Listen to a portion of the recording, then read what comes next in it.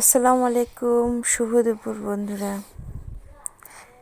এই যে আমি পাট শাকের ভাজি করছি। এখানে আমি মশলাপাতি, মরিচ, পেঁয়াজ কাটে বাছে রাখছি। মাছ ধুচ্ছি, মাগুর মাছ। এটা হলুদ দিয়ে মেখে আমি কড়াইতে ভাজতে দিয়ে দিলাম।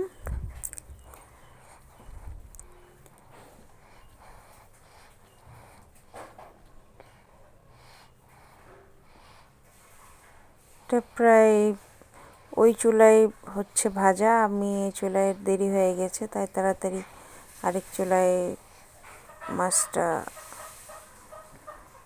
মশলা কষাতে দিলাম।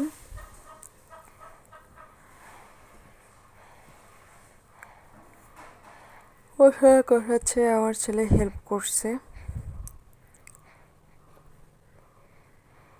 তাড়াতাড়ি যেন হয়, তাই জন্য আমি 2 চুলায় রান্না করতেছি। আমি কিছু আলু ছিলতে পারছি, কিছু পারিনি। একটু জলদি আয়োজন।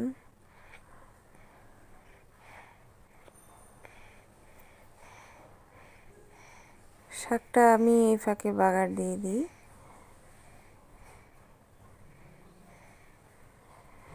আমার ছেলে হেল্প করছে রান্না বান্নার কাজে। শাকটা বাগার দিয়ে দিলাম। ততক্ষণে প্রায় তরকারি হয়ে আসছে। দেখলাম মসুর ডাল ভেজানো ছিল, এগুলো আমি দিয়ে দিলাম।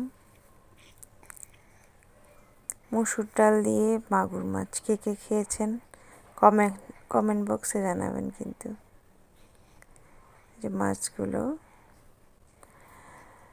আমি কষিয়ে, আলু মসুর ডাল সব কষিয়ে মাছটা দিয়ে দেব।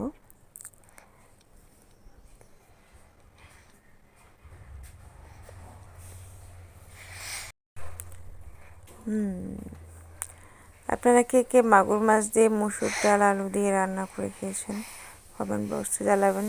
খেতে কিন্তু খুবই সুস্বাদু। আমিও বুঝতে পারিনি এতটা স্বাদ হবে। যাই হোক, হঠাৎ করেই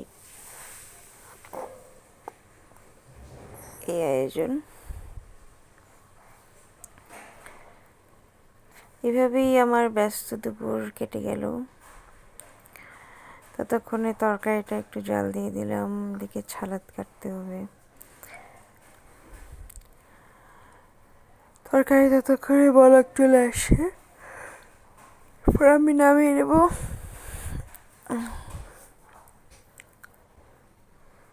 আমার ঘুম ঘুম পেয়ে যাচ্ছে দুপুরবেলা রান্না করতে করতে।